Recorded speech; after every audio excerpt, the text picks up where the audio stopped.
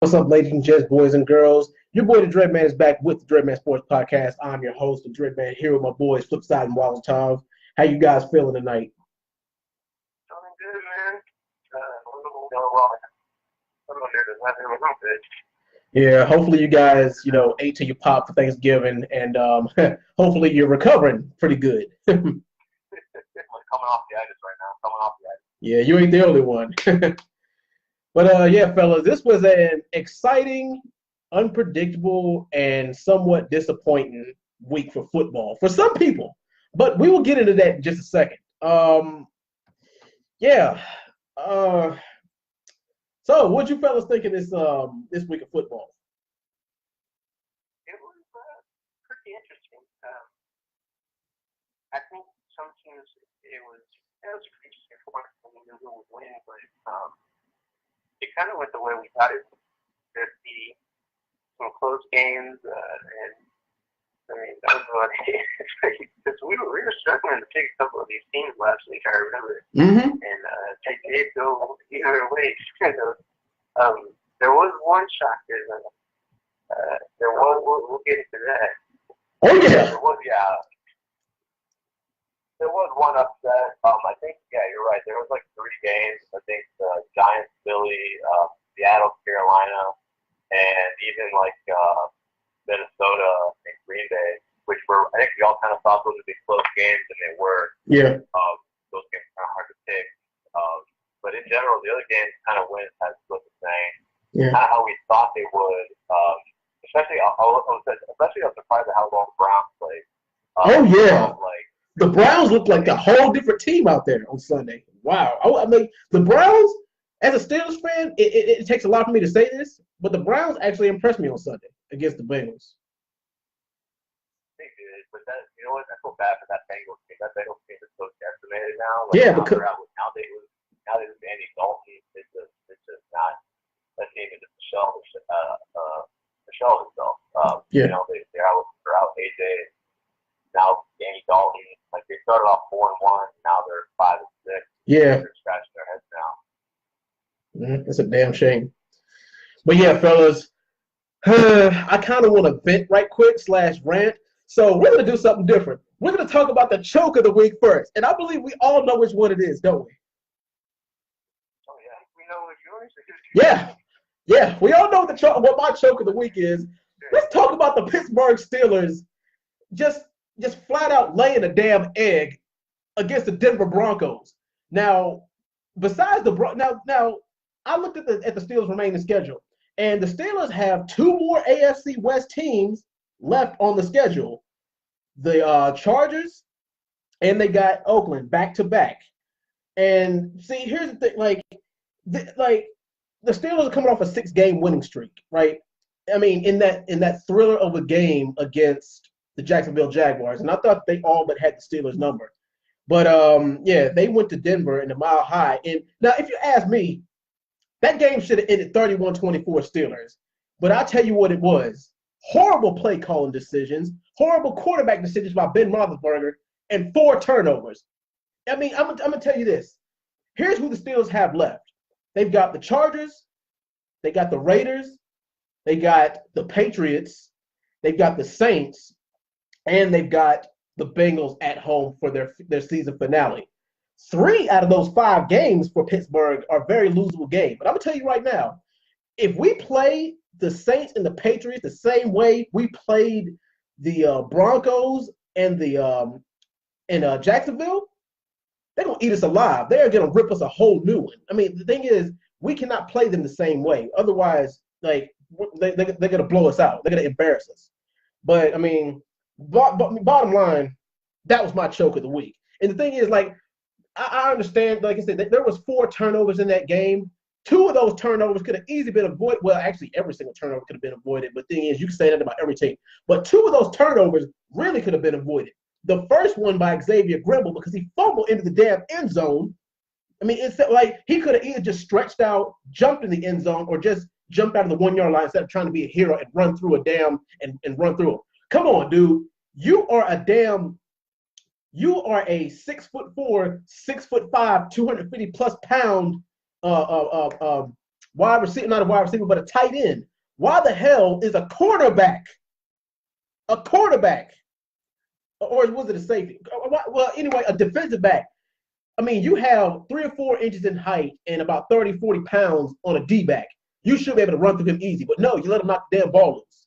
That one could have been avoided. And Big Ben, his turnover in the final minute of the game, which I thought I thought he was going to be the hero in again, but whatever. That was just a horrible decision. James Conner fumbled and then block punt. But I didn't even think that you could jump over the line anymore. I mean, and block a punt. I thought they outlawed that, but still, the Steelers need to get it together, or they're going to lose the next 3 out of the 5 games. But anyway, fellas, you guys got your choke of the week. I can go ahead for the first one. Yeah, I mean that's pretty fairly obvious. I mean, as much as I thought the Niners would handle the Bucs, the Bucs came out. I still had my doubts, at least in terms of what I thought the Bucs might be able to do vertically against us, and it kind of came to fruition. Evans had a pretty solid game against us. I kind of see that happening, but I was just flabbergasted when I saw the score. Again, I caught some of the highlights. I just saw some of the stats and stuff for that Pittsburgh game. Mm-hmm. And I was just shocked. I mean, they pointed out that Roethlisberger, I guess, leads the league in red zone turnovers or interceptions. And see, here's the thing: you would think that Ben Roethlisberger and quarterbacks around the league would have learned from Super Bowl 49 not to throw the ball on the damn 1 yard line.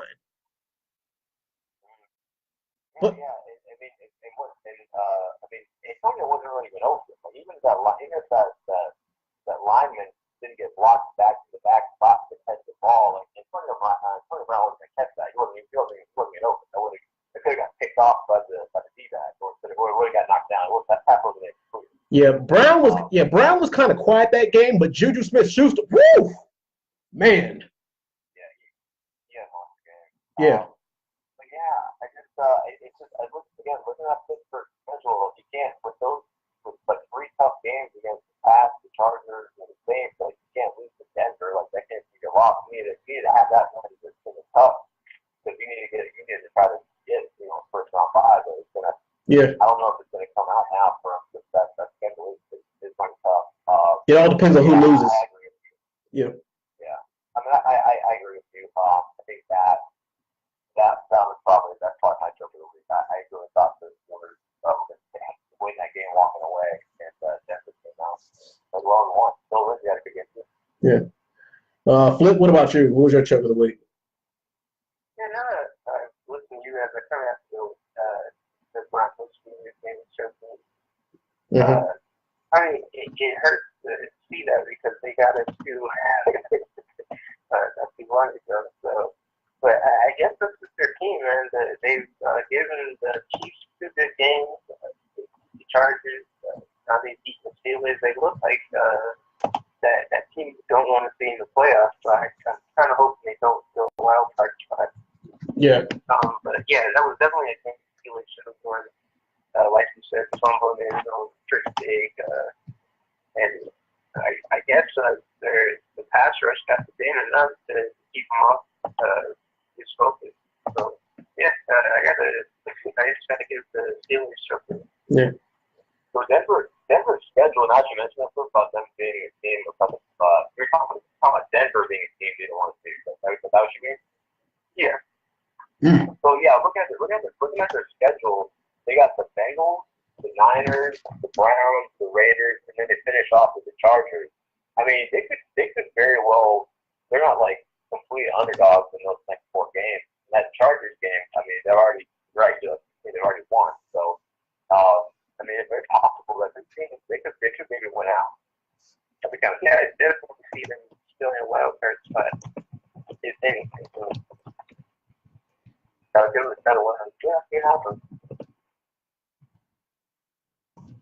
Yeah. All right, now back on track. What was the game of the week? There was a few great games this week, competitive games actually. What was the game of the week for you guys? Oh man, I have to say, Seahawks Panthers. Oh yeah. Favorite is I don't know what was going on in that game. They were going back and forth. support that in Christian. Could you actually have had what you call it as a run up for choke of the week for Carolina? No, just because it was kind of like a back and forth game for me. I mean, defense was important. Defense all night game, and that was kind of the game that I had going either way.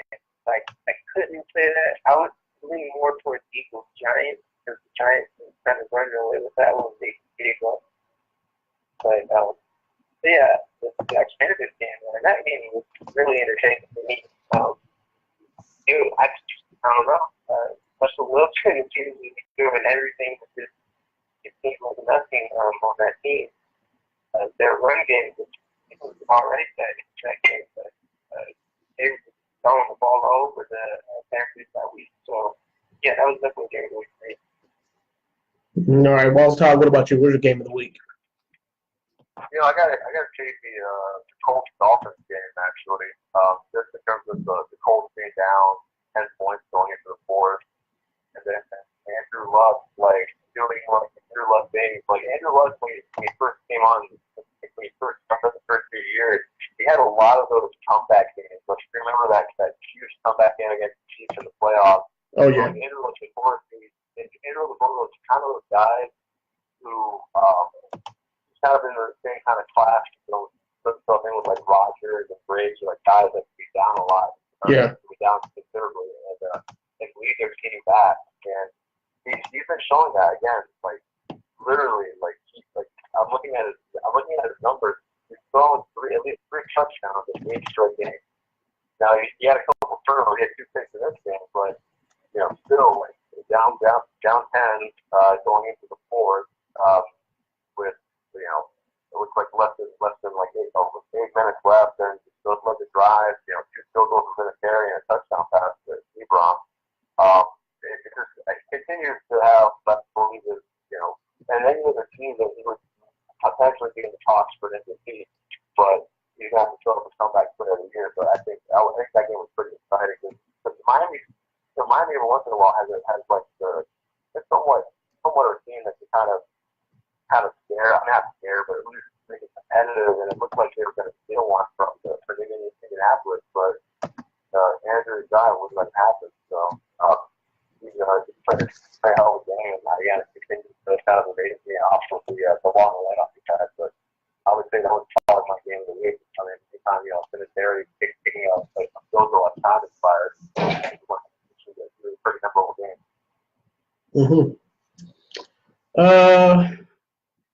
My game of the let's see. There was a couple of good Thanksgiving. Well, the Cowboys game, the Cowboys Redskins game was pretty darn good, but I would have to say my game of the week probably would have to be Vikings Packers. Now, just a quick thing on the standings. Do you guys think that the Packers are done now? Because I looked at the remainder of the schedule, and not only do they have to win out, but everybody else in the NFC North has to lose at least 3 games. And with the Bears playing the way they are now, I don't think that's going to happen. Yeah, I think that does. Aaron Rodgers can't do it with that team. I don't know, man. There's 2 receivers, and I'm definitely thinking Michael Parsons has done that this year. Yeah. He kind of ran that team to the ground. They could have easily won 2 or 3 of those games earlier in the season. Yeah. But I don't know what the hell he was doing. And even if the Packers win out, who can they beat in the NFC? Nobody. I think they could beat some teams that are healthy. They're not beating no. They can't beat the Seahawks. They can't beat the Rams. They damn sure can't beat the Rams or the. They damn sure can't beat the Rams or the Saints. And they can beat the Cow. Well, if the Cowboys happen to make it, I think they could beat the Cowboys just because for whatever reason Aaron Rodgers has got their number. I think that this Packers team could beat those top tier NFC teams. They are healthy. They haven't been healthy all season, and they got rid of their top receiver in Jordy. Yeah. Devontae Adams has stepped in and Is Randall Cobb still injured? Yeah, he's still hurt. I think Geronimo Allison like still dealing with injuries himself. They're trying to make these rookies work, and they're coming off connection with Aaron Rodgers. Mm-hmm. The running game has been pretty. It's there now, but it's been pretty stupid for the last 6, 7 weeks. Mm-hmm. Yeah. I told y'all 2 weeks ago I thought the Packers were done. And so I'm definitely been sitting on that, especially after this loss. You're right. They just haven't been healthy. Jimmy, they're, kind of one of their splash, pickup was maybe potentially Jimmy Graham, but yeah. he hasn't really panned out this year. But again, and Aaron Rodgers, I mean, yeah, I think something to comment on maybe ESPN or something that he feels like he has to make big plays and that kind of, because he tries to make big plays too early, I guess, but not count on the overall scope of the team, but that maybe hurts them overall a little bit. I mean, he didn't really have too great of a game, but too good a numbers at least against the Vikings, but it's just, I don't know, it's just not, yeah, the fact that they have to win out and the fact that they need help in addition to that, yeah. I don't think they have a chance. Yeah. But before we get into our prediction for Week 13, who do you guys have as your most improved team for last week? I don't know, man.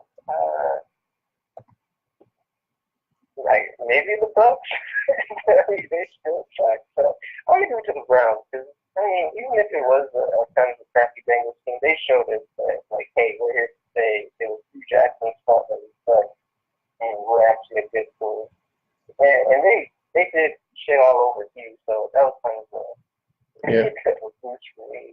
When Denzel Ward intercepted the ball and gave it to him on the sideline, I thought that was kind of saying like, hey, we're here to be a contender next year. Mm-hmm. And thanks for ruining our season. So I'm gonna give it to the Browns. All right, Wazzle Todd, what about you? Who's your most improved team for last week? Oh yeah, definitely the Browns. They played extremely well, even though that Bengals defense is great. You see with all the injuries on that team. You think that they still had, probably would have best game so far this year. Chubb is just turning into a great running back. It's just everything overall. They're actually kind of fun to watch, and I never thought of this thinking about the Browns. Okay, that's kind of watch. So yeah, I would say they won. They weren't. There was a good team that hadn't really won in like over 2 years, and then they got 4 wins, and they finally won a road game. Yeah. All the time, so, in their division, mind you. Yeah, in their division. I'm gonna give it up to the Browns.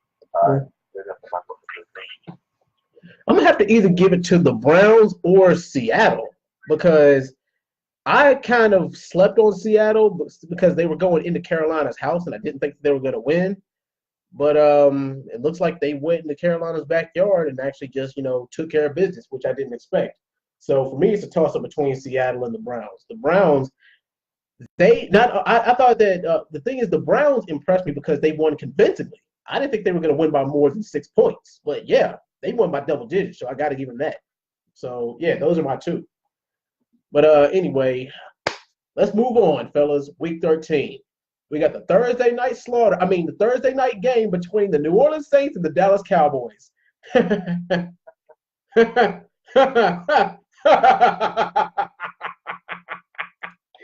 y'all want to predict this one? Yeah, actually, I do. Okay. Wazzle Todd, who you got winning this game? Cowboys or Saints? I don't think this game is as easy as people might think. I think the Cowboys definitely have a shot.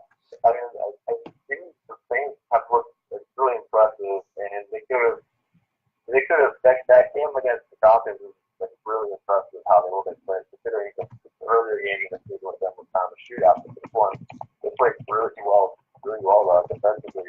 It's really still looking amazing. But the Cowboys, man, they think they kind of got it figured out.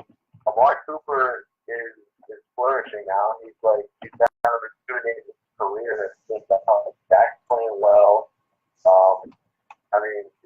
elevated the season again.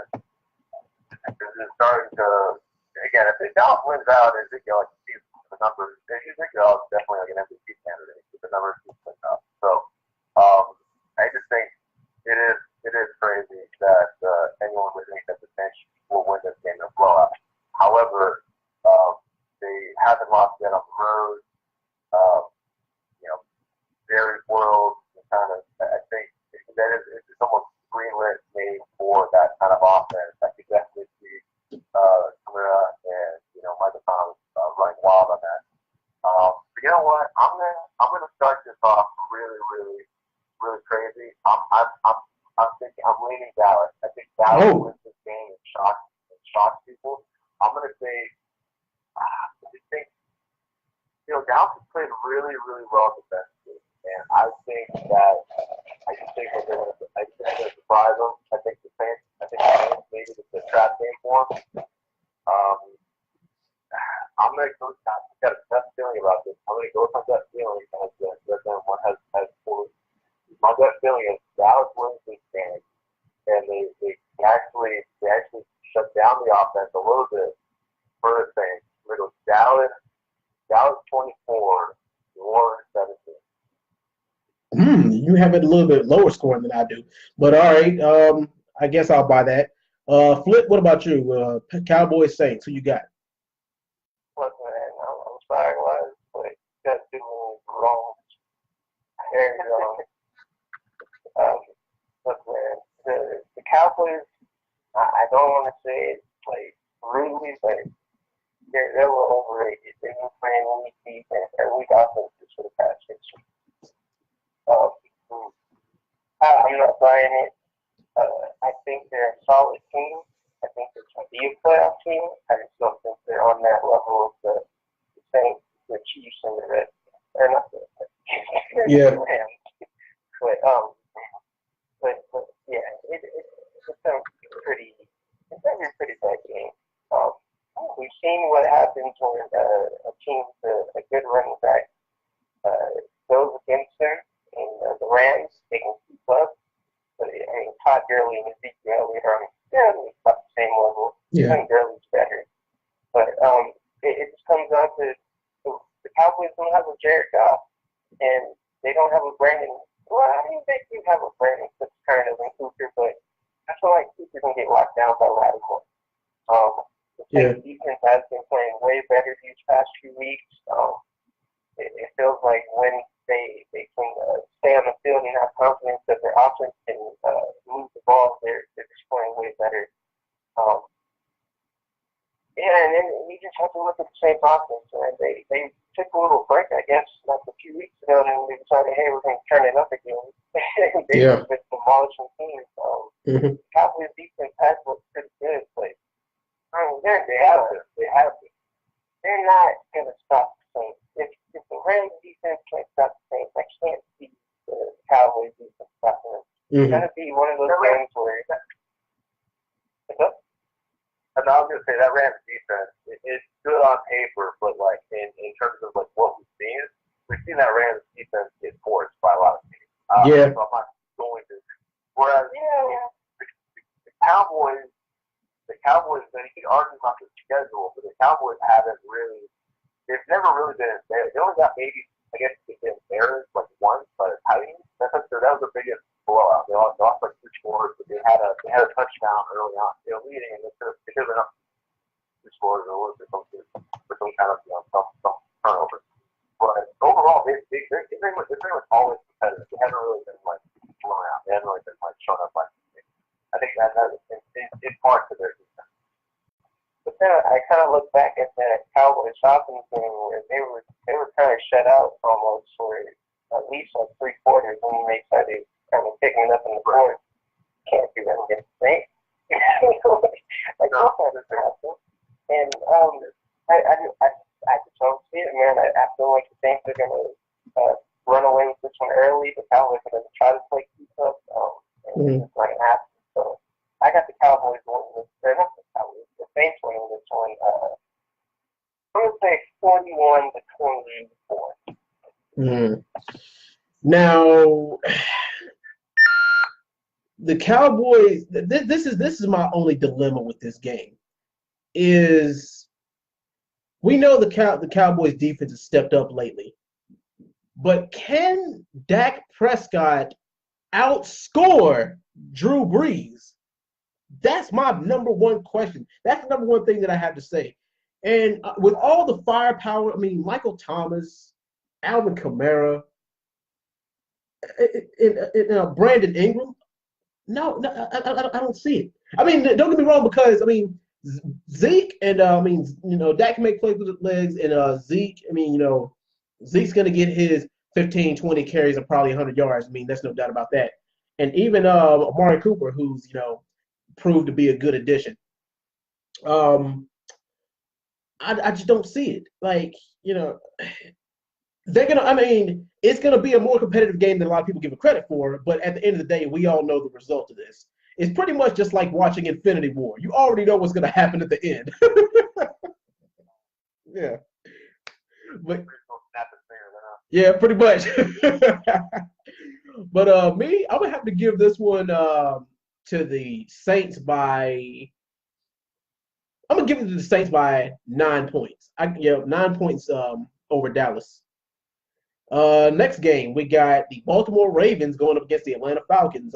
Flip, who you got? Ravens against the Falcons. Oh man. Lamar Jackson is the question because he's kind of I don't know if he's kind of coming back down to the limelight like what I said he was. I think they still let that win, right? Mm-hmm. Okay. I mean, they still pulled off the win, but he was kind of looking sketchy against the Raiders. I think he threw like two picks against them. I'm kind of skeptical against the Falcons, a team that isn't going to be so crappy. I mean, I guess as long as they're going with the Lamar Jackson, Gus Edwards combo, we're good. So, I mean, I kind of want to move towards the Falcons because I don't think they're out of the playoffs yet, right? Nope, they're in the hunt though. They're just about out. This is like a desperation game for them too, but then there's kind of like a win or a much win for the Ravens. They want to keep that wild card spot against the Colts. Yeah. Oh man. I'm gonna go with the Ravens here. I kind of like that Lamar Jackson, Gus Edwards combo. I think their defense is solid enough to keep the game close. As long as Lamar Jackson doesn't have to resort to throwing, And he stays healthy, he doesn't take no unnecessary hits. Yeah, that's true too. Yeah, I kind of want to lean towards the Ravens on this one. This is a home game for Atlanta, but yeah. Yeah, but I just feel like this is kind of one of those games that the Ravens they're just like really intent on winning because they want to keep when Flacco gets back, they want him to be in a good place to lead them in the playoffs. Mm-hmm. I feel like Lamar Jackson wants that playing time. He wants to prove himself. Gus Edwards is hungry to take their stuff out of Scotland, but he's still out. So yeah, I feel like that Ravens team is just hungry for it, and they're gonna pull off this win. I got the Ravens winning 27-22. All right, Walls time. Who you got? Ravens, Falcons. Yeah, I kind of have it along the lines of what Tim says. I think the Falcons can get run on by teams, and I just think that's just going to be tailor made for what the game plan the Ravens for Baltimore going to pull on them. I just think with Lamar Jackson, this might be the last game before we start before they throw Flacco back in potentially. Yeah. And I just think they don't even really have to have him drop back as much as he did against the Raiders. I think they can have him do a high snap count where he's running the ball more than he did in his first start. And I think again, like I said, it's probably the last chance. If he has a good showing against Atlanta, and they get another win, then it might make Baltimore take a hard look at if they want to mess this up and throw Flacco back in. And that would be a very interesting thing to make. But I think it's going to happen. The Falcons just have been inconsistent offensively, and we've seen how good Baltimore's defense can be. Um, I just think both on the ground, offensively running for Baltimore, and what they've for mismatches they pose defensively. I, I just don't think Matt Ryan, Julio are good enough. Unfortunately, in this particular spot, to beat Baltimore. I think I think Atlanta's almost all but out. So I think they're 4-7. I think if they even win out, it's still going to be a slim chance. Baltimore still wants to think of it, so I think I'm going to go Baltimore wins this game. It's going to be a very managed game. So it's probably along the lines of maybe like a 21-17 victory for Baltimore. You fellas make interesting cases. And I actually predicted that Baltimore would win this game too, but I predicted it to be a little bit, kind of a low-scoring game, but kind of back and forth competitive. Like, I think that the Falcons' running game will keep them in it more so than people think they will. And at this point, Matt Ryan's only really got 2 targets. Julio and Mohamed Sanu. I don't know what's up with the I don't know what's up with the secondary for the Falcons, but they need to get it together. But it looks like, with Lamar Jackson at the helm and, him making plays with his legs and looking like the second coming of Michael Vick out there, it looks like that they can do some work and put up some yards. It looks like he can get them in position with his legs and with the running game to where he only has to throw like maybe 20, 25, 30 yards, to get that touchdown. And it looks like the famous Ravens defense is finally stepping back up too, which could prove trouble for Matt Ryan, because Matt Ryan under pressure has not been that good this season.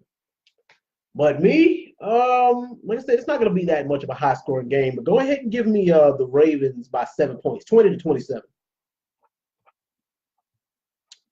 Next game, we got the NFC South divisional matchup. Carolina Panthers at the Tampa Bay Bucks. Flip, who you got? Panthers, Bucks. Panthers should demolish the guys, to be honest. They should. Yeah, they should. They probably will. Their team is kind of stacked right now. I don't know. They're not stacked. I think Cam is kind of getting used to his target. They got Greg Olsen, DJ Moore's kind of stepping in for Devin Funchess. He's looking really good. Curtis Samuel, Christian McCaffrey, obviously, dude is on pace to score, I think, like 1,000 yards receiving and 1,000 yards rushing. So that's pretty crazy. Yeah. This Bucs defense can't trust him, and the offense it's too turnover prone. It doesn't matter who's behind that line. It's way too turnover prone. They're going to make some mistakes. You can't make some mistakes against the Panthers team that's kind of riding momentum. Because McCaffrey is on one right now. McCaffrey is really on one. Yeah, he's on fire. Yeah. And so they're still in playoff contention. They're still running for that spot. Yeah, man, it just doesn't seem like and they just lost the Seahawks too, so they're definitely going to be on the head hunting for those wins now. Yeah. So I just feel like the Bucs are an easy target. I'm not going to overlook this one and say like, oh well, maybe the Bucs might pull off the miracle. It's going to be open shut case on this one. I say Panthers win 27-17. All right. Balzatov, who do you got? Panthers, Bucks. Yeah, I think the Panthers are on a little bit of a losing streak right now. The last couple of weeks have been some tough losses, both in Detroit and Seattle. I think everything is in line for them to just blow this team out once again, like they already did earlier in the season. They need this win to kind of right the ship and get back in playoff positioning. You're right. Cam But Greg Olson, like that offense is good, I think, for this Clemson defense. Both got the next little win. Winston had a decent little game, but it's still come back down to earth. It's gonna come crashing back down, and they're gonna get swallowed by the Panthers. Even in Tampa, there's a big difference. McCaffrey is having a phenomenal season. He demolished the last game. I see a big game against McCaffrey. So give me the Panthers in this game. I'll be Panthers 34, Buccaneers 20. All right. I got it a little bit closer than both of you guys do, but the result's going to be the same because with the Panthers losing 3 of the last 4, they're kind of going to be out for blood, and this is going to make it all the much sweeter for the fact that this is a divisional matchup. And let's see.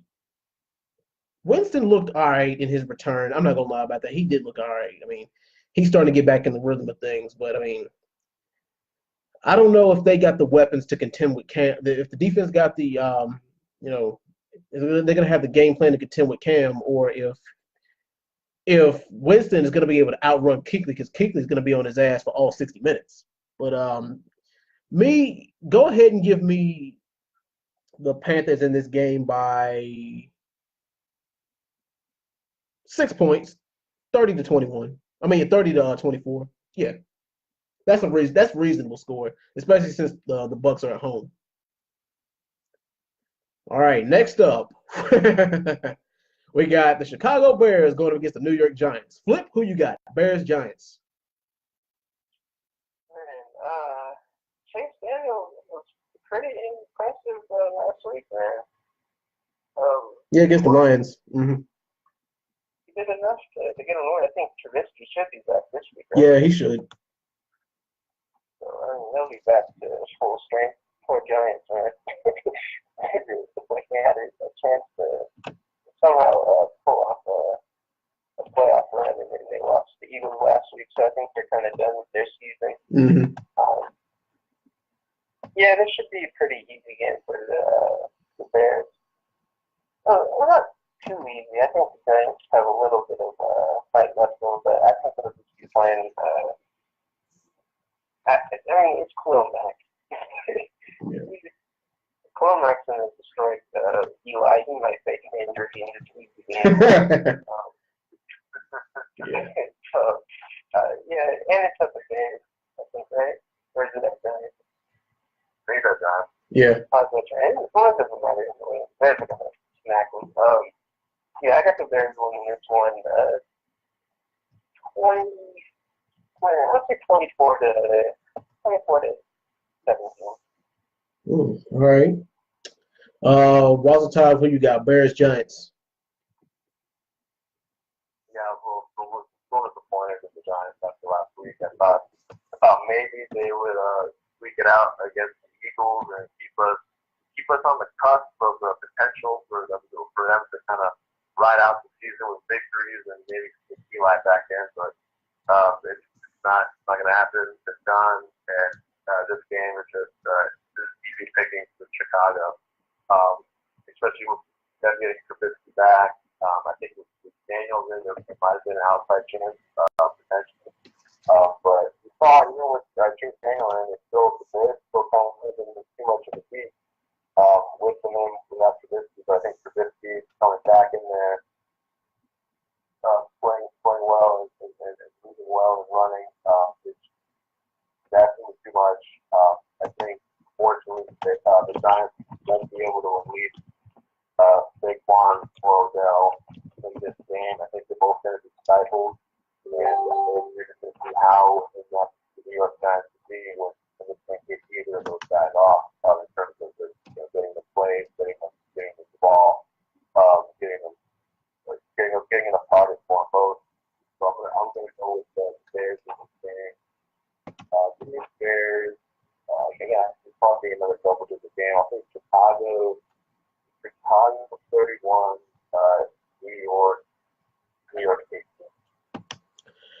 Now, the Bears' defense has been playing pretty damn good, and Eli's fragile.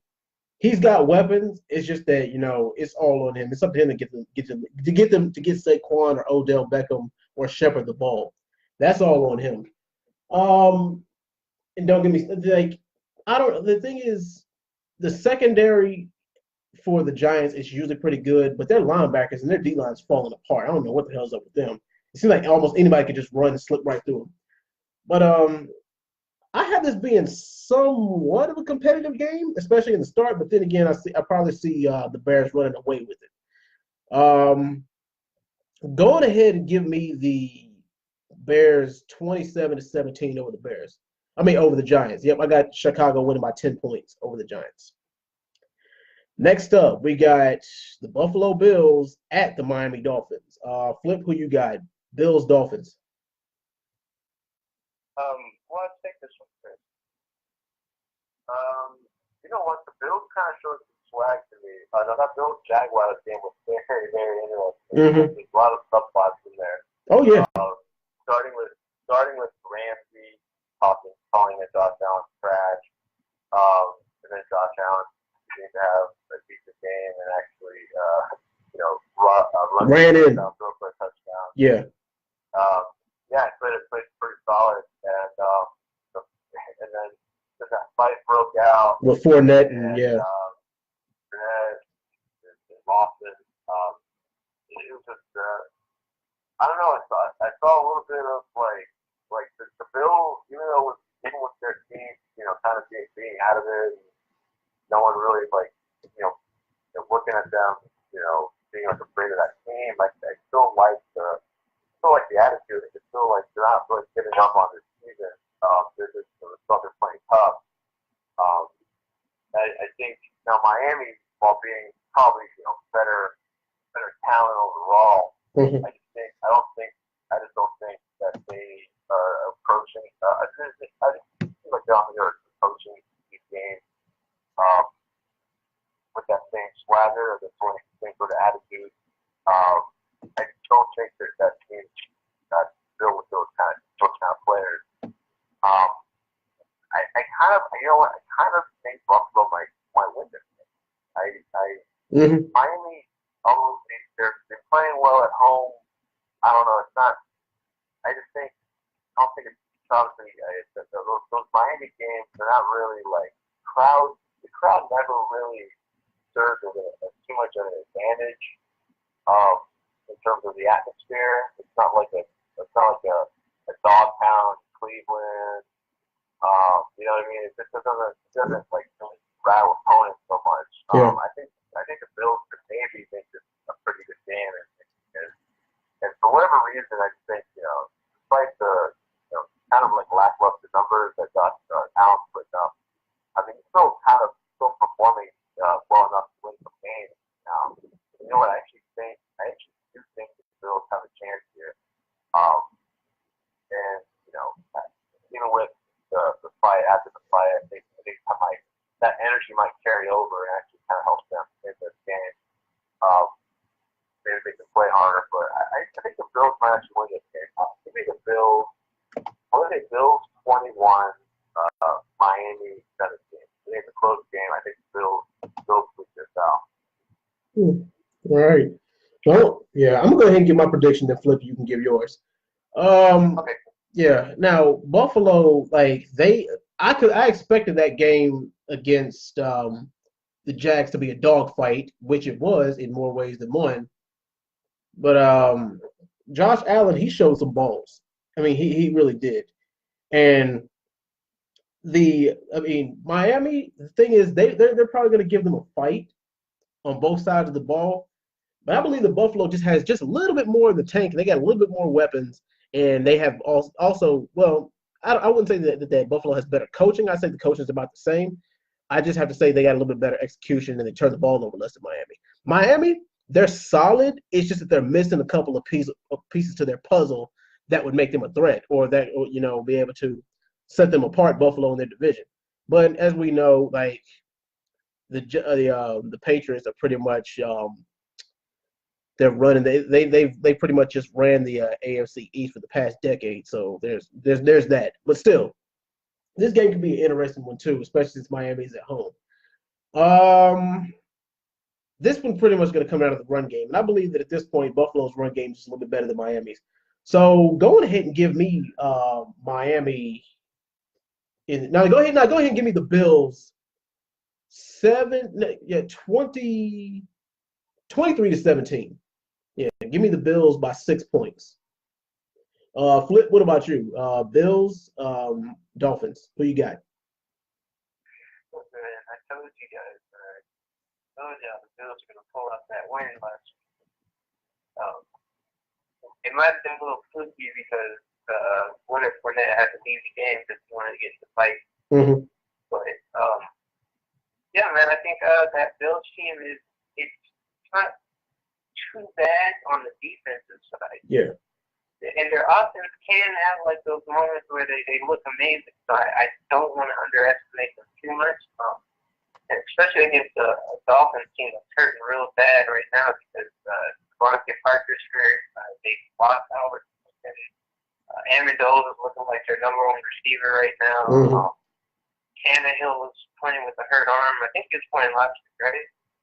Did Brock Osweiler play last? I think he did. I think It might have been Osweiler. Yeah. I know Tannehill was talking about he wanted to play through the injury, but yeah, man, it's just that Dolphins team is banged up there. They're not too bad when they're healthy. It's just they have so many injuries here.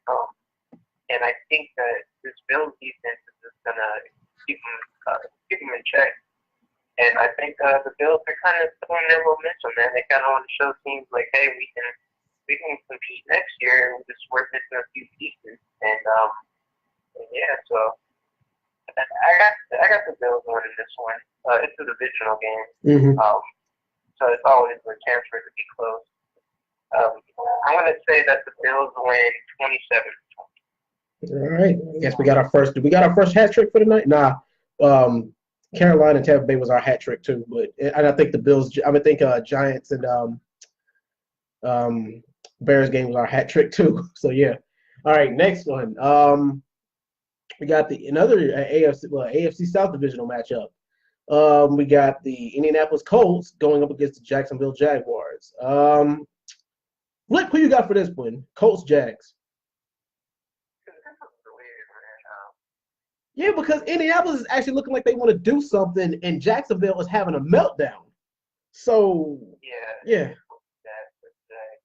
I don't know. They're imploding, and on top of that, they're pulling what you call it? He's not going to be starting in this game. Blake Bortles, he's getting pulled. Yeah, it's getting cool, and his numbers are basically on par with last year, but he's getting pulled. It's crazy. Yeah. And I think that's the offensive coordinator fired too.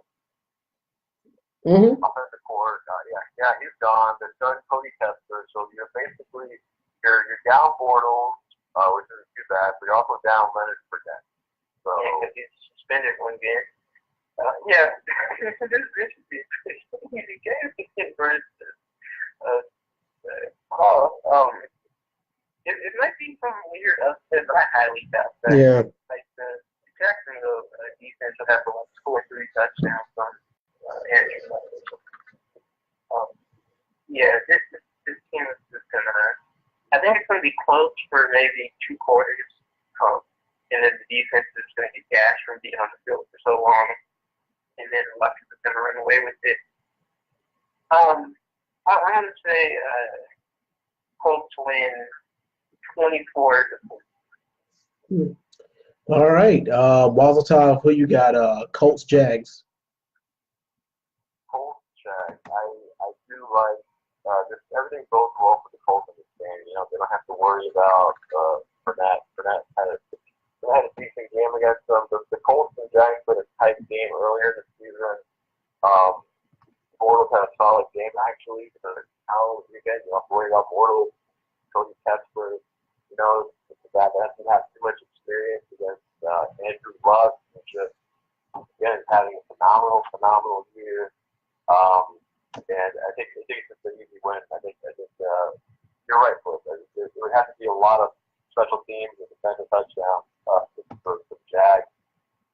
So 3 went out. I think the Colts are playing way too well. That defense for the Jags, it just doesn't. It's just very, very suspect, and I just don't know. I think it's fairly. I don't know what's going on with that team. If they just really, really fell off after having a remarkable year they did. I don't know what they do going forward with the quarterback. I don't know how they revamp it. I don't know what to do. But in terms of this game, this game's interesting. I think in terms of how well the Colts, if they win another game, and how well Andrew Luck plays for another 3 touchdowns. It'll be really, really scary to see the playoffs. But then it was scary for the Jags this week. Give me the Colts in this game. I'll say Colts 30, Jaguars 14. Looks like we have another hat trick, gentlemen. Indianapolis is looking like they're probably going to sneak into that 5th or 6th seed in the wild card spot in the AFC. I mean, if they keep this up, because the Texans, a lot of people think the Texans are going to run away with the division. No, I mean, Indy look like they can do something, especially if the Texans drop their next couple of games. But the thing is it possible? Yes. Is it likely? I don't think it's that likely. The Texans look like the Texans are looking like a well-oiled machine, but we'll get to them in a second. Like I said, Jacksonville, like I said, they're pulling Blake Bortles, and they're imploding.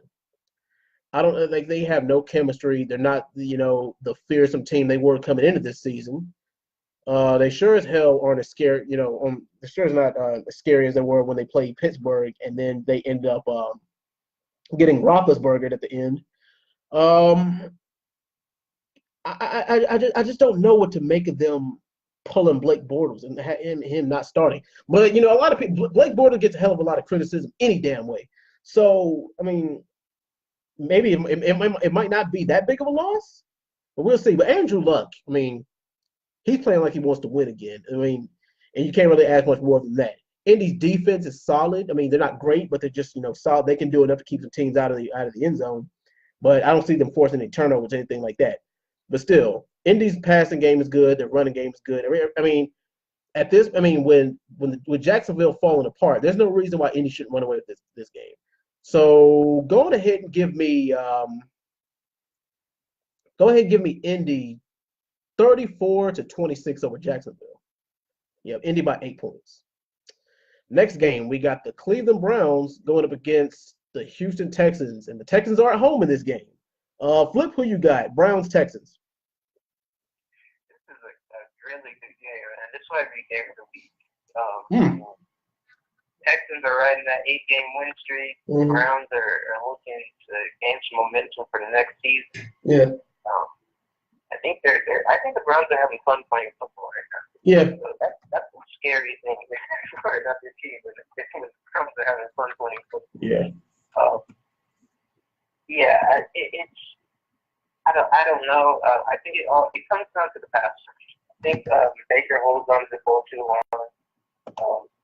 I think J.J. Watt and Clowney and Verswith can exploit that. And I think that's going to be the deciding factor. I think if Nick Chubb can kind of show, like, hey, you guys can't take your eyes off me, I'm going to be running all over you this game. Yeah. It might be really close.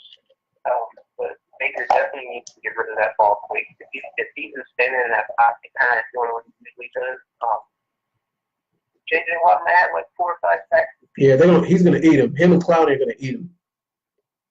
But that's also on the other side as well. Watson, you got Miles Garrett and Ward out there playing pretty good defense on these receivers. I think he can kind of give D-Hop a little bit of a problem. So I mean, it's gonna be a close game either way. It's at Houston. It's a home game, so I kind of want to lean towards them this time. I think they continue the streak. They go 9 and I think they're 9-3 right now, or 8-3 right now, but they'll go up 9-3. So yeah, I got the Texans winning this one. All right. I'm I'm gonna take 31-27. All right. All right. What's the top who you got? Bears or Texans? Now, Toby, who was in our podcast a lot last year, he's in the chat right now, and he's got the Browns winning by an upset. I don't know. I mean, the thing is, it kind of wouldn't surprise me if he's right, but still, I mean, it's possible, but it's not likely. But I mean, like I said, we'll get to that in a minute. But what's the top who you got? Browns, Texans.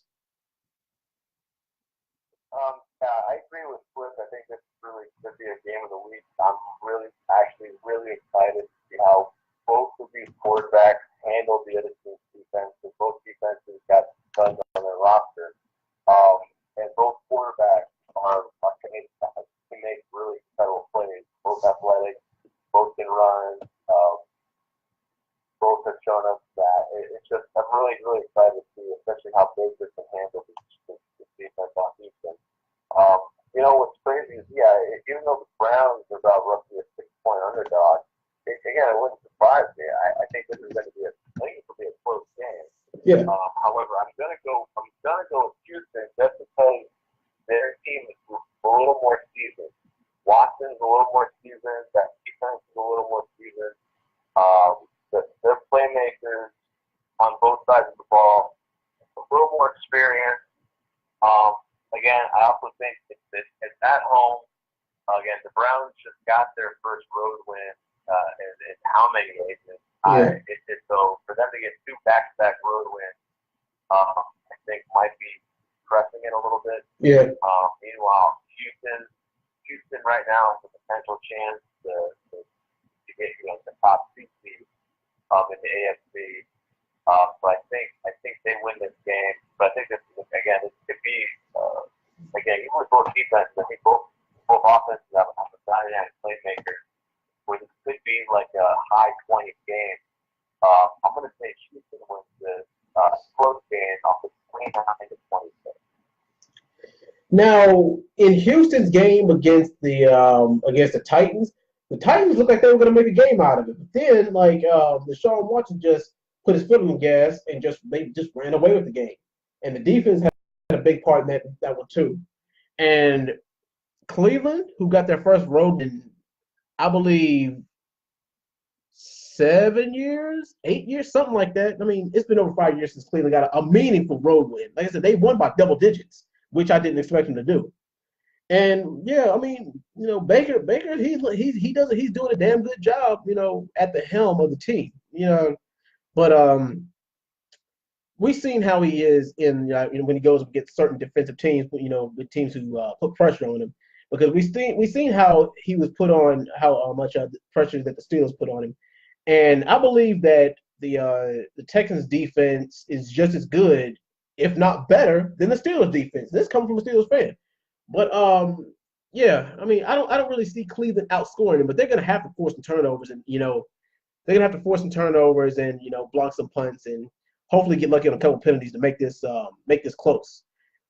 But shoot, give me Houston in this game 35-28 over the Browns. 35-20. Yeah, that's a reasonable score. Yeah. All right, next game. We got the Denver Broncos going on the road against the Cincinnati Bengals. Flip, who you got? Broncos, Bengals. I think the Bengals have Jeff Driscoll starting at quarterback. He might be their Nick Foles, man. That's kind of precedent, but oh well, anything can happen. It's the NFL. So, I don't think it's going to be a blowout win for the Broncos. And I think Driscoll can keep the Bengals team kind of going a little bit just because Broncos won't have anything to game plan against them with. Do I think the Bengals will win? I don't know. It could happen. I think if AJ Green is healthy and he's out there, anything is possible. Is Joe Mixon playing? Yeah, he should be playing. Okay. I mean, Bengals have the weapons. They don't have the quarterback. But I mean, Andy Dalton looks an amazing quarterback anyway. I feel like he would step into his position and do what he does. saying like, oh man, the Bengals are gonna look terrible for the next few weeks. So I think they still have a chance to kind of pull into that playoff spot. Yeah. So I'm gonna, you know what, this might be my upset. This might be my upset of the week. I feel like the Broncos are sitting up more than they can chew. I think they've beaten too many teams that they should have lost to, and their turn is up. Karma's coming back to get them. I'm going to make this my upset of the week, actually. I'm going to have the Bengals winning this one 27-20. All right. Walter, who do you got? Broncos, Bengals. That's pretty well for them. I mean, this Denver team, they beat Pittsburgh and LA. Well, the Steelers beat themselves, but that's a whole other topic. They still won the game, but I'm just saying, if they've bitten off more than they can chew, it's over there. Yeah, and in my opinion, guys, the Broncos didn't beat the Steelers. The Steelers beat the Steelers, but I've already ran on that. That's fine. That's fair. But again, Cincinnati is really decimated. I mean, I don't know how well Driscoll's going to play against Denver. I mean, even though the Denver defense isn't what it once was, it's still opposing with Von Miller. Lindsay again had a pretty solid 2 weeks. I just think there's just not enough on Cincinnati right now to think that they stand more than a puncher's chance of beating Denver. Yeah. Denver's got a little more momentum. Cincinnati is just falling apart. They would need one hell of a game for Mixon to win this game. He'd have to run like 200 yards for them to stand a chance of beating Denver. I think Denver's going to win this game. And it might be close. I mean, Denver, all of a sudden going to light them up, but I think Denver can definitely get like there's a touchdown win. So I'll think Denver wins this 21-14. Now, I was going back and forth with this. Now Denver's got some weapons. I'm not gonna lie. It's just I don't know what it is. It seems like the defense shows up whenever they want to, and it seems the Bengals, their defense usually does show up like the majority of the time their defense does show up. I mean, come on, they're a hard hitting defensive smash mouth kind of team. And with their quarterback situation, it is kind of questionable. You really don't know. I mean, it could be in the air, but hell, I mean, it's not like when they had AJ McCarron. But still, this one really was tough for me because, like I said, we don't know which Bengals is going to show up. But then again, the unknown is pretty much the most dangerous.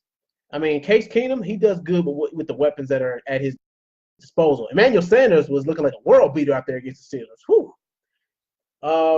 Can anybody in their defense lock him down? I'm not sure. I guess their only hope to stop him or to stop their passive attack is to jam him at the line. It's for him to get chipped and blocked at the line before he can even run any of his routes. That's something that the Bengals are good at doing. It's just that Denver's running game is going to be questionable.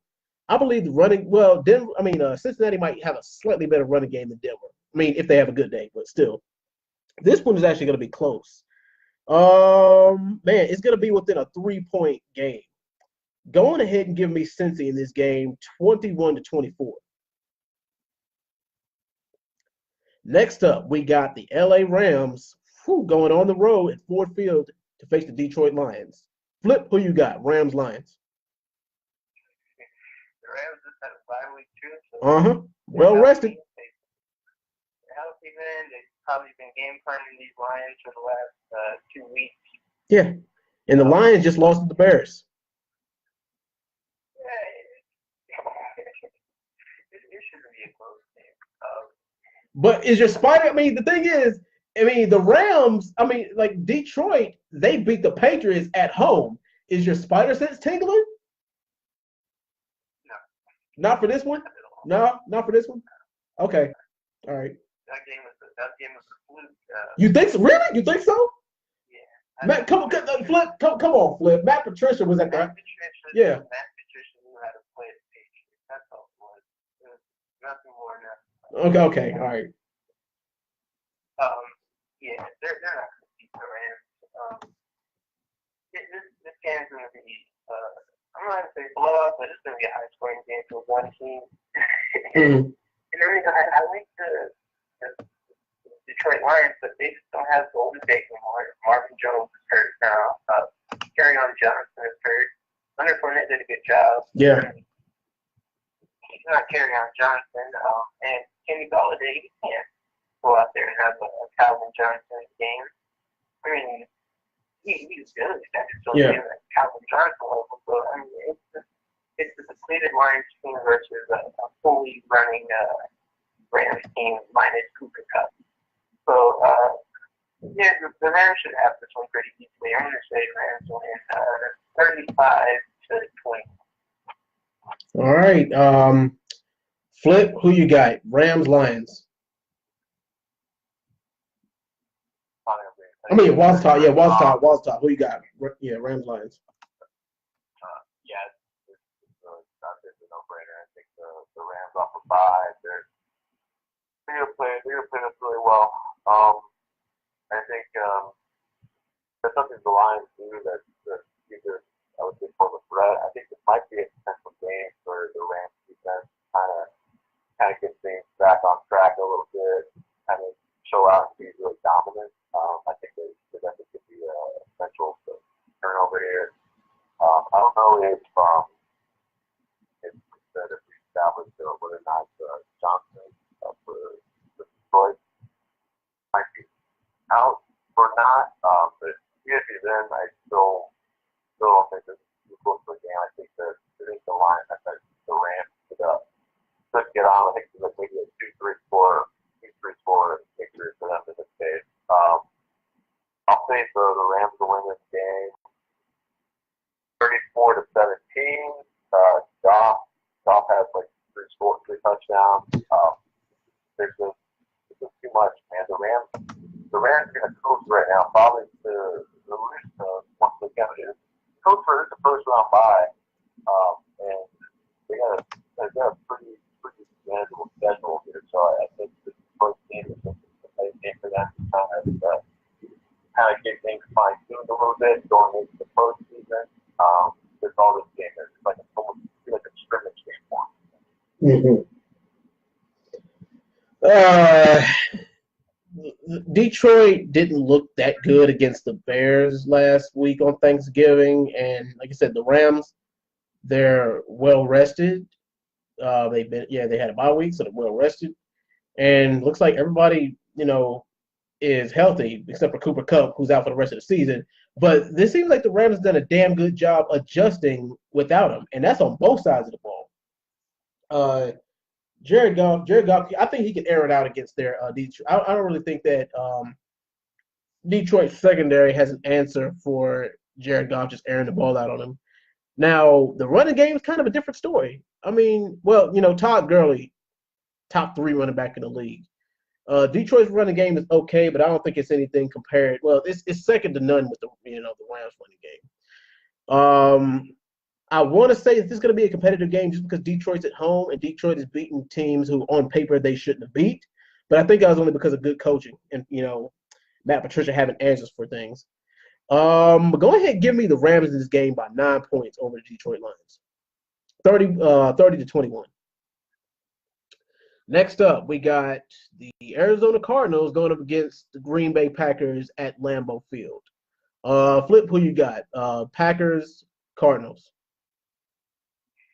This is the Packers redemption game where they win it and everyone's like, oh, there's no chance in playoffs. Yeah. The Cardinals, they just got one over the Chargers. I'm pretty sure they're looking defeated. They're probably going into the draft looking for a good pick. Mm-hmm.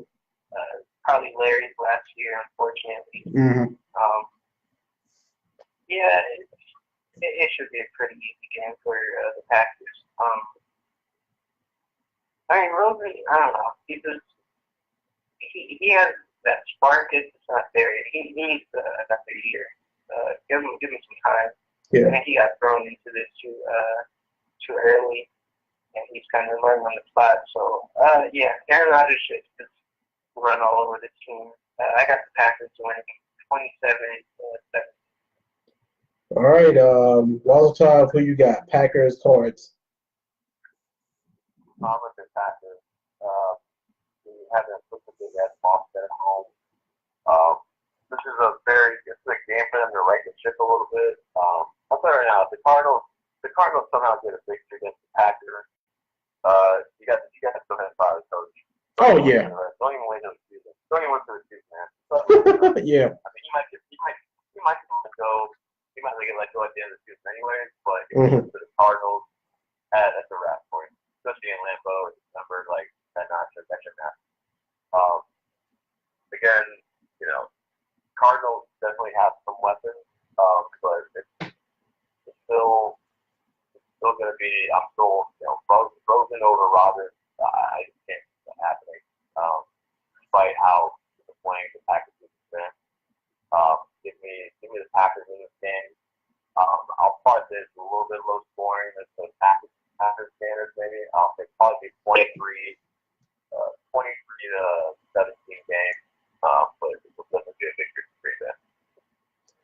Yeah. All fingers are pointing to Green Bay just running away with this game. As bad as they've looked in the past 4 weeks, Arizona, I mean, they're not who they were 3 or 4 years ago. And 3 or 4 years ago, they were actually considered a threat in the AFC. But Green Bay, I don't know what it is. It seems like Green Bay is another, they're another team that has Arizona's number, especially in the playoffs. Aaron Rodgers, I mean, call me crazy, but I just don't think that the losing streak or the bad string of losses is all Aaron Rodgers' fault. I mean, the thing is, Aaron Rodgers just doesn't have the weapons that he did last season or a couple seasons ago. That's not really on him. And the defense, Green Bay's defense, don't get me started. But still, I think that it's going to be good enough. They can probably go ahead and just give this game a run. But go ahead and give me the Packers by a touchdown in this game, 28-21, in this at Lambeau Field. I'm kind of being generous, but I think that Arizona might try to make a game out of it. But at the end of the day, I'm going to give it to the Packers by a touchdown. Next up, AFC West divisional matchup. Kansas City Chiefs going on the road against Oakland. Flip, who you got? Chiefs or Raiders? Game 35-10.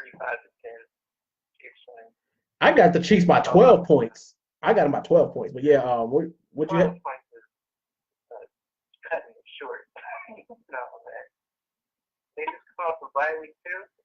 Oh yeah. 30-35. Damn. Walter Todd, what about you? Yeah, it's really good pick. I can't pick the Raiders in any universe against Mahomes right now. They're just coming off a bye. They just lost the Bulls game Monday night. That's the last that victory. That's in that loss. That case, they won't get that out of their mouth. Yeah. And who better to kind of cleanse your palate than the Oakland Raiders? I mean, Al Davis is rolling in his grave right now to have the speed that the Kansas City has.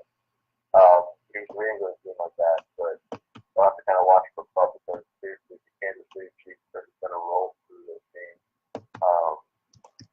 And it's not going to be pretty. I'm curious to see. I don't know what realm of possibility that Oakland keeps it close, but I'll say the Chiefs probably put up like 40 on this game. I'll say 42 to 20. Like I said, I got with the Chiefs being rested and, the Raiders falling apart, I don't give a damn if this is at home. I mean, they could play this game on the moon for all I care. But yeah, I mean, they should win. Like, there's no reason why Kansas City shouldn't win this game. But I'm gonna go ahead and give it to the Chiefs by 2 touchdowns. So yeah, go ahead and give me 12 points. They're gonna win over the Raiders by at least 12 points. All right. Let's see, who do we got next game?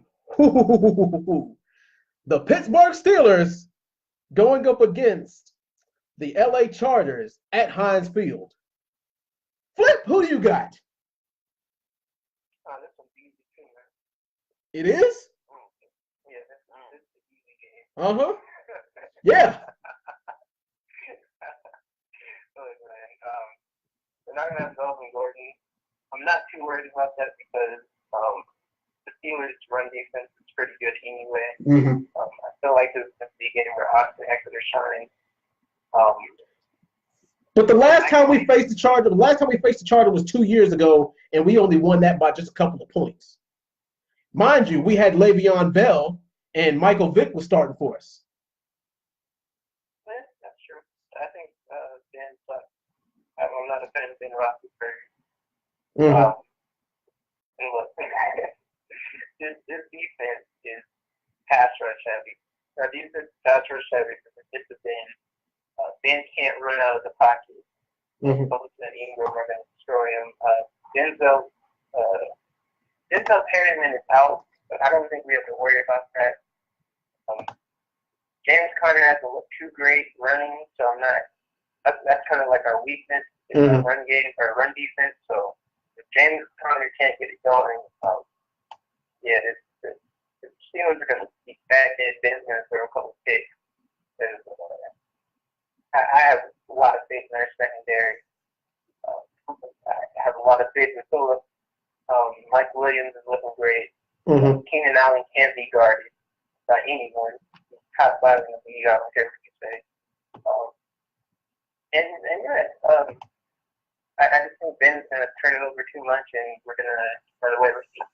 Antonio Brown will probably have a little, good game, probably, maybe. Casey Hayward can do something against him. Steelers lose this game. Chargers win this game. I'd say 31-27. Yeah, I got this a close game too. But Wazatov, who you got? Chargers, Steelers at Heinz. Mm-hmm. It's a good close game. I think it's definitely contingent on Ben limiting his turnovers. I think his works against defense is not as good. Mm-hmm. So, if he can have a high turnover games against lesser defenses. I think a team like the Chargers, it poses definitely an opposing threat. Bosa, getting his legs underneath him now, had a pretty solid game against the Cardinals. So it's like very possible. He kicked a few sacks in this game, rattled him a little bit. But then you got to look at. I'm trying to see if the Steelers definitely our team that even after a loss like that, they can still flip it around. I don't think they don't really let a loss like that carry over into the next game. Yeah. It's pretty bad things that should at reining it in, being very professional, not letting it just affect the games going forward. I think the turnaround is done after a tough loss. It's really a kind of toss-up. I just think they're very evenly matched. Both teams, I would say, I'll give the receiving edge slightly over to Pittsburgh. Mm-hmm. Running back situation right now against Melvin over Connor, but depending on the health, of course, that's the only obviously issue. So, I'm still. You know what? I'm gonna go with the Steelers. Just the home field advantage and the fact that we have lost tough last, and it wouldn't surprise me for the Steelers to start winning against the really good team, or at least make it really competitive and possibly win against a good team. Especially after losing to Denver, that wouldn't be surprising to lose to Denver and beat them to be the Chargers. That's definitely smells of Pittsburgh. So give me Pittsburgh in this game, close game. I'm gonna say Pittsburgh 27. I'm gonna say LA 24. You almost had my score right on the button, Wazatov. Now, Philip Rivers, if he watches Steelers tape, then he should not be scared to air the ball out on our secondary because our secondary is still kind of suspect. But he should still be wary of our front line and our linebackers who are coming to rip his head off. Because TJ Watt's an animal, and Bud Dupree and Cameron Hayward, they can get to you within just a matter of seconds. So that's something that Philip Rivers is going to have to watch out for. He's not going to have Melvin Gordon to dump the ball off to or to block for him, so that means he's going to be even more trouble. That means Keenan Allen and Antonio Gates, they're going to have to, really step it up. They're going to have to come out of they're going to have to come out of breaks quicker than they want to, which maybe it'll work, maybe it won't. We'll see. Pittsburgh, really all they have to do is not turn the damn ball over. That's pretty much it. I don't know if a couple of those turnovers in the last game, they could have been easily avoided, which made me sick to watch, but still. And another thing is how are the Steelers? I mean, how are the Chargers going to contend with the Steelers running game? Because Connor, he's been producing. He really has been looking good out there, minus those fumbles and slip-ups. But yeah, I got this a close game too. But go ahead and give me the Pittsburgh Steelers by 4 points in this game, 28-24 over the Chargers. Next up, we got the New York Jets. This is an interesting game. The New York Jets going up against the Tennessee Titans at home. Flip, who you got?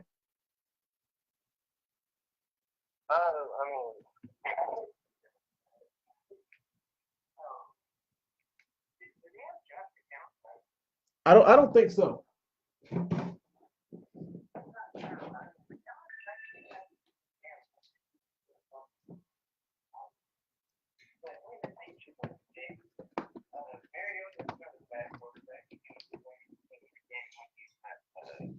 In IR mode.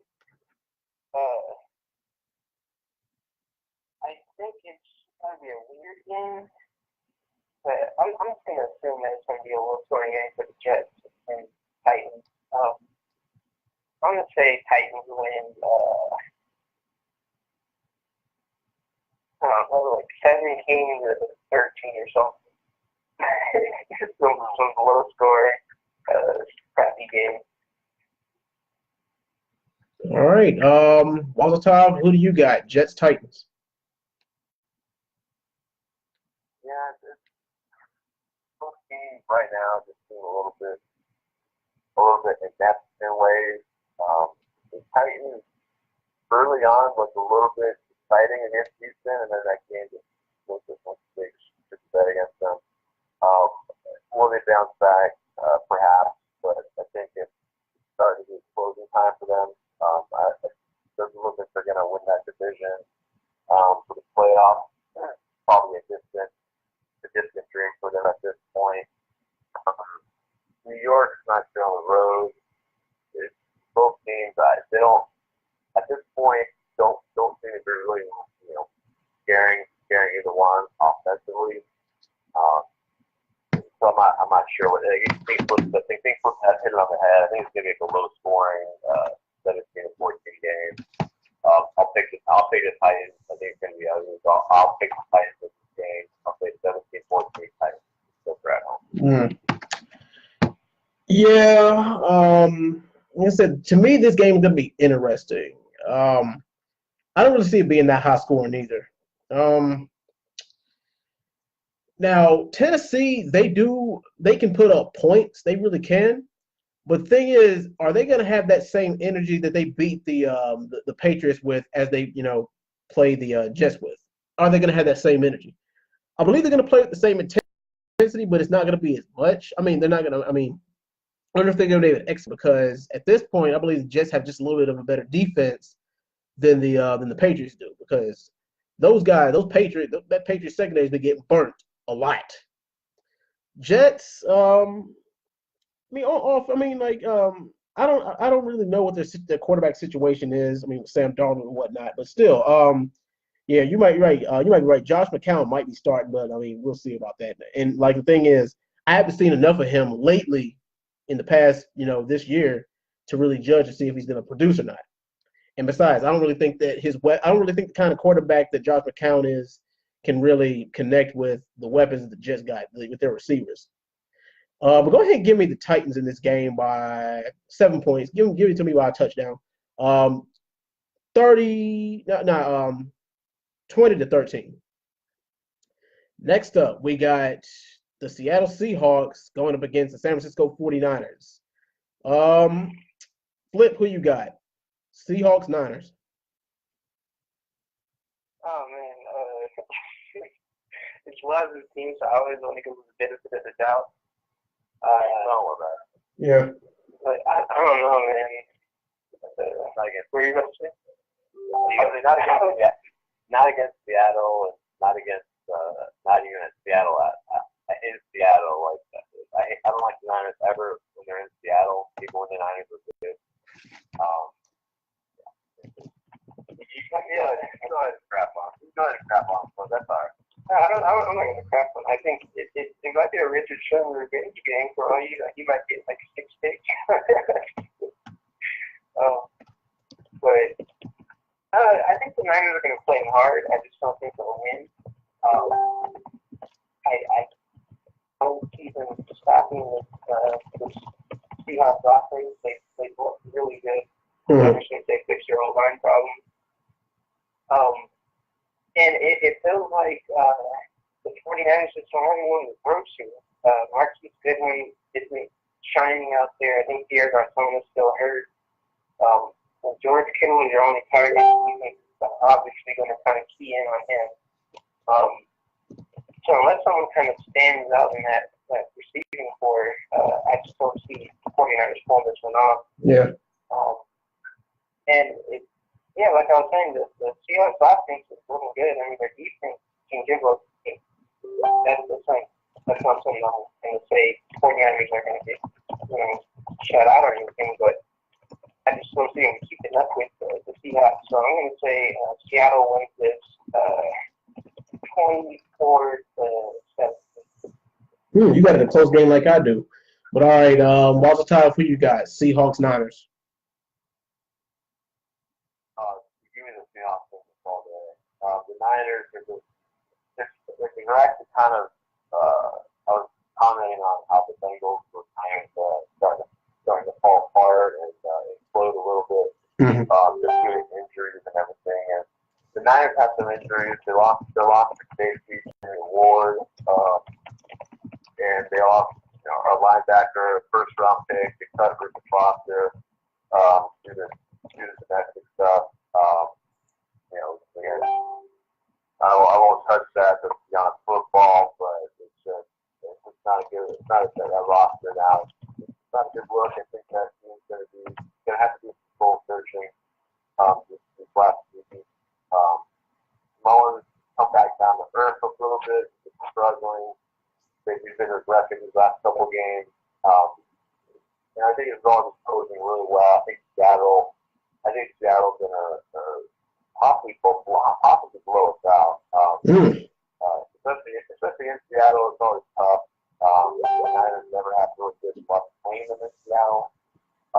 And especially with our team being decimated right now, we're taking guys off waivers and practice squads right now. Give me Seattle pretty easily. I think Seattle 34, San Fran. Now, at first, I thought that I looked at this game and I was like, the Seahawks are going to run right through them. But no, I believe they're going to have a little bit more competition for them than originally intended. But hold on, wait a minute. Let me see. Oh no, the Seahawks are at home though. That 12th man is hard to beat. Oh yeah. It's just that what answer could because Russell Wilson, he can make plays with his legs. A lot of people say, well, he's the thing is when he throws on the run, he's not as accurate, but still, the man is fast as lightning, and he doesn't seem to show any signs of slowing down. But still, even though the Seahawks, even though the Niners look solid, I don't know if they're going to have enough in the tank to beat a team who's probably going to have that 5th or 6th seed in the NFC. It's gonna. I mean, like I said, it's gonna be competitive. But at the end of the day, I believe that the Seahawks still gonna carry this one away. Go on ahead and give me the Seahawks 31-24 over the San Francisco 49ers. Next up, we got on paper, this game is amazing. On paper, the Minnesota Vikings going on the road at Foxborough to face the New England Patriots. Flip, who you got? Patriots versus Chiefs. Minnesota. Oh yeah, Vikings. Okay, I like this game. Yeah, so do I. Like I said, on paper, this is a great game. Yeah, this looks like it could be a pretty good game. Both defenses are kind of iffy. Both offenses can score as well. Yeah, this one could go either way. It's at Foxborough. Yeah, it's at I'm kind of Foxborough. leaning towards the Patriots. So, I mean, I don't know. It's kind of one of those games where who turns the ball over more is going to be the issue. I don't see Brady throwing many big pins, especially with Rhodes out. Oh yeah. Damn, I forgot about that. Yeah, so Josh Gordon might shine. I see Gronk kind of getting contained by these linebackers. I think Michael Kendricks is the one that plays on the Vikings, right? Right. Mm-hmm. It's one of the Kendricks. Not the guys from yeah, I think it's going to be one of those games where it's Cousins versus Brady. I think Cousins has better weapons like Thielen and Diggs and Rudolph. Yeah. And Thielen, yeah. Yeah, but I mean, it's Tom Brady, Bill Belichick. I think they can outcoach Mike Zimmer. Well, wasn't it last year when the Seahawks beat them in Foxborough by like a point at the last minute? I think it was. But the same thing could. I wouldn't bet on it, but the same thing could happen. It's possible, but it's not likely. Yeah, I think this game could go either way. I'm just kind of giving the edge to the Patriots just because they're at home. Yeah. But for all we know, Adam Thielen could have an amazing game. Diggs could have an amazing game. And they have Dalvin Cook back there. But I mean, we can't sleep on the Patriots. They have James White, Sonny Michel in the field, Josh Gordon, Edelman, Gronk. This team it's kind of fucked up right now for some reason. I feel like for some reason the Patriots are not getting the love that they usually do. Even though I think they're 8-3, which is kind of surprising. So I got the Patriots winning this one in a close game. I'm going to say Patriots win 34-31. All right, Walter Top, who do you got? Vikings, Patriots. Yeah, I agree with your sentiment, but man, that's the game. Good game on paper. This is really good. Both teams, lots to play for. Both teams put up points. It would take the edge to Minnesota's defense. Just on paper, maybe not in terms of how they're performing overall this season. New England did play really well last week as expected. Gronk came back, got a touchdown. This is a turning point, and Gronk is starting to get a little more clearance, and it's starting to get a little more freedom to play more snaps and to get more involved in the offense. Then I think this is definitely a game that New England wins. Figure running away. Just in Foxborough, I'm going to give the edge. I don't think Cousins tends to show up in these big games.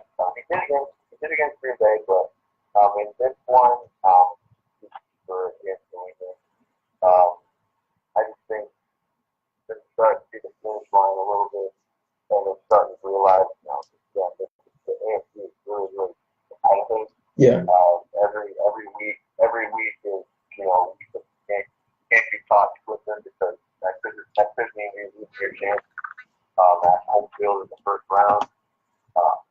So I'm gonna get the edge. To New England. I'm gonna say I'm gonna say New England. New England 28. I'll say Minnesota 21. Now, week by week, we've seen that the New England Patriots they're human. They're mortal. They have chinks in the armor and they can be beaten. But does it make them any less dangerous? Hell no. Minnesota, I mean, they look like, they have the potential to be any team on any given Sunday. I mean, because of the weapons that they got. Their running game is great. Their wide receiving core is pretty damn good. It's just that, well, and the thing is, like I said, the secondary for New England has been getting torched lately. And I see this being a back and forth kind of game. But God help you if you score quick, because that's one thing you don't want to do. Clock management is key when you go up against the Patriots. But God help you if Tom Brady has the ball in the last 2 minutes of the game and the score is within 6 points less. God help you. And with that in mind, I've actually got the Patriots winning this game by 3 points, especially since it's in Foxborough. 30-33 Patriots. Last game, we got the NFC East matchup. Washington Redskins going on the road to face the Philadelphia Eagles. Flip, who you got? Redskins, Eagles. I'm going to throw the Eagles on this one. Colt McCoy hasn't been a bad looking quarterback for the Redskins. I think Adrian Peterson is having an injury too much. I think he might not even play this week. But if he does play, I think he's too banged up. They get Chris Thompson back, so that might be a surprise. Mm-hmm. I don't know. It seems like a divisional game. It's going to be close.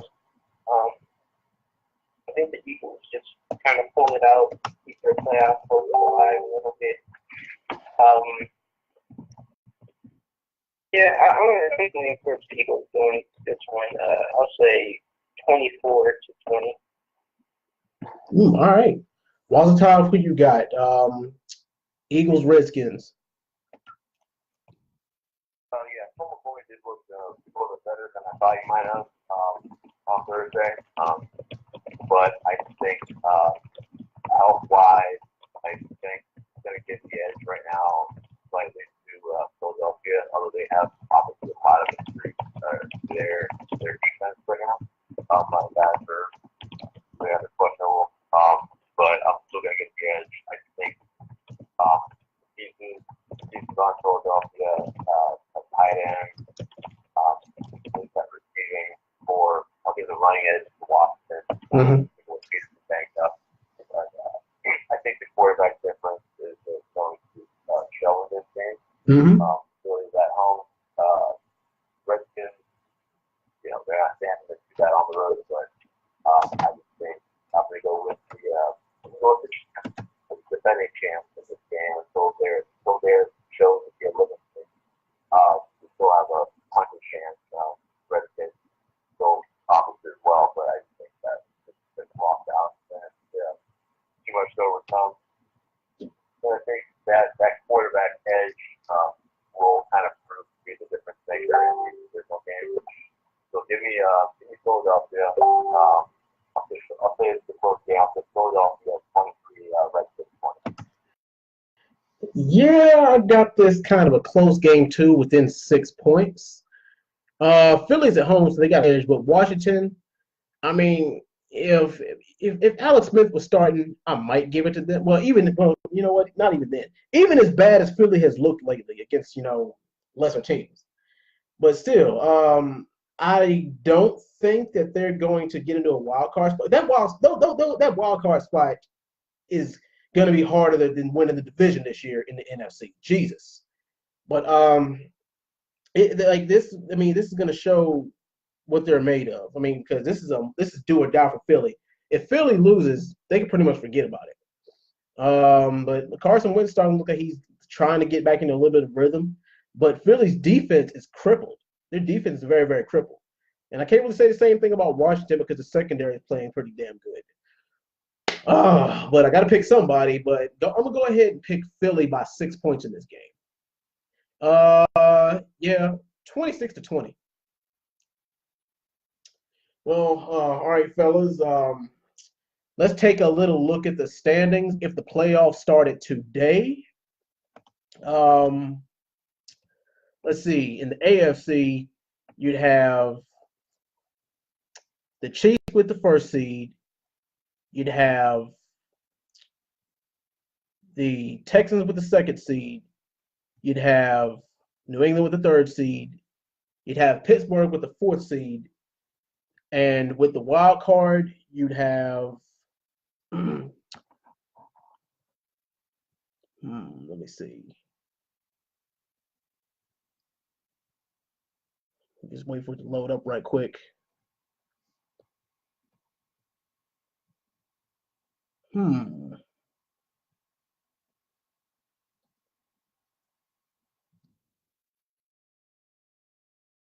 Chargers and the Ravens for the wild card so far. And in the NFC, you got the Saints and the Rams with the top two seeds, of course, because they're tied, but the Saints still hold a half game over the Rams since they beat them. You got the Bears with the third seed, Cowboys with the fourth seed, and then for the two wild card spots, you got the Vikings and the Redskins. I just think it's crazy how one week can really turn things around because the Steelers really did need to win this game. I mean, they really did need to beat the Broncos to get that second playoff spot. They went from second to fourth. That's how crazy it is. I think that the top two seeds in the NFC are all but a lock, though. But like I said, the most dangerous spot to be in is those wild card spots in the NFC. But what do you guys think? I think the Steelers are kind of on a hot water right now. Yeah. They lost the head-to-head against the Ravens, right? The first one? Yeah, they lost the first one, then won the second one. Okay, so it's tied. Okay. Mm-hmm. So, I mean, the Ravens could kind of sneak up there. So I'm not counting them out of the AFC division leader. Yeah, because the Steelers got a harder schedule than the Ravens too. Yeah, so I can definitely see that being something. I think the Steelers are guaranteed a wild card, maybe. I don't see the Colts outdoing them. I mean, the Colts could come sneak up too. But that AFC wild card, it's up for grabs, man. Yeah. And yeah, like you were saying, the NFC is definitely up for grabs. The NFC East is still up for grabs, I think. NFC West is done for, but you got the Seahawks still kind of fighting for that wild card. Yeah, it's definitely going down to a week 17. I don't know, man. It just seems like both divisions are, besides like the top three spots. Yeah. The top three spots in the AFC, the top three spots in the AFC conference are interchangeable, and it's all really going to depend what happens in the next 3 to 4 weeks. I agree. I think the top three spots are kind of interchangeable between those three teams only, and the other spots can just go either way. Yeah, but the NFC is a completely different story. You think so? Yeah, at least the top two spots. I mean, top of the first round bye is pretty much locked. Pretty much a lock. I mean, I don't think. I really think. Like in terms of that aspect, I mean, Chicago is probably also locked in at that third seed. Wait a damn minute. How are the 49ers and the Giants still in the hunt? Yeah, because, well, if y'all win out and everybody else loses, yeah. Oh, no, that ain't happening. Everybody, here's how y'all have to get it. All right, listen. I just looked up the playoff scenario for the 49ers. The 49ers have to win out, and everybody else in the top 6 seeds have to lose out. I would think that even with like the top team, I'm sure like Dallas and Washington still, I think they still have a game against each other. I mean, a lot of teams play each other, so it's almost like a matter of it's almost like I think it's like I would think it's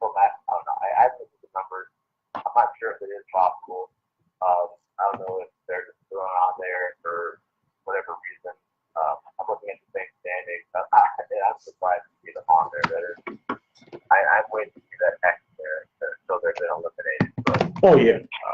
I don't know. I can't. It's not. We know it's not going to happen.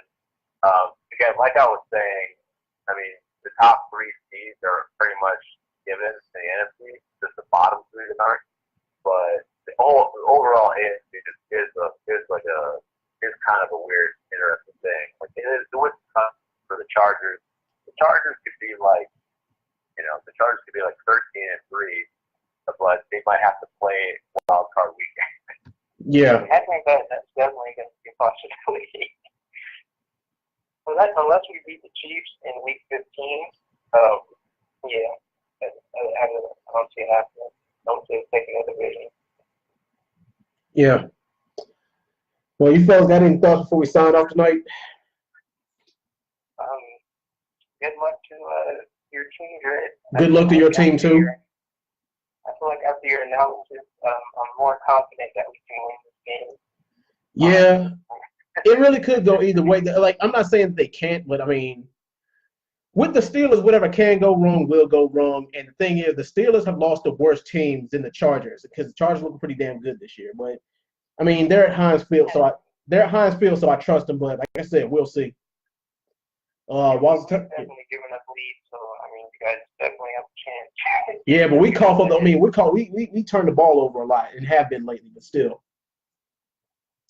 Walls of Time, you got any final thoughts you want to share with us? No, man, just y'all enjoy your post game. I'm not really gonna be able to enjoy my Niners so much this week. Don't get kicked out. Look on the bright side. Y'all are still in the hunt. We're still in the hunt for the top one. We're still in the hunt for the top one seed in the draft. Yes, you're right. We are. We definitely. Oh yeah, way to be optimistic. Have y'all been looking at who you want to draft? You guys talking Nick Bosa? No, not yet. Not yet. I haven't looked at no Tigers board yet or Project Shade board. I'm not sure. Like, obviously not really going to get quarterback. So it's always kind of a lame draft when the top one seed, that's probably the top pick of the draft. That's like kind of like a marquee quarterback. I mean, the Niners might be lame, and they might go like offensive lineman or something. I'm not sure. I don't know. I don't know what to think. The dynamic quarterbacks are not even eligible this year. It's going to be next year, the year after, actually, when that does come out. But Yeah. I don't know. I have to look at it. I'm not going to be committed to the draft yet until the end of the season. So we still got a few weeks to go. So we'll see what happens. I'm just curious to see how the playoffs shape up. The AFC is really wild right now. That's gonna be fun to see because every single week there's going to be movement. There's going to be a team going, jockeying for position. Nothing's set in stone yet, and I think Week 17 is going to be Week 13 is definitely going to be like a spot where maybe the top two seeds are given, but after that it's going to be a free for all. Oh yeah, definitely. Well, anyway, that'll do it for Week 13's podcast. Fellas, as always, thank you for chiming in and giving your input and hosting the show with me. I appreciate you, fellas. No problem. Anytime, man. Thanks for having us on. Always good to be a part of it. All right, and we'll see you guys next week. Thank y'all for watching. Peace.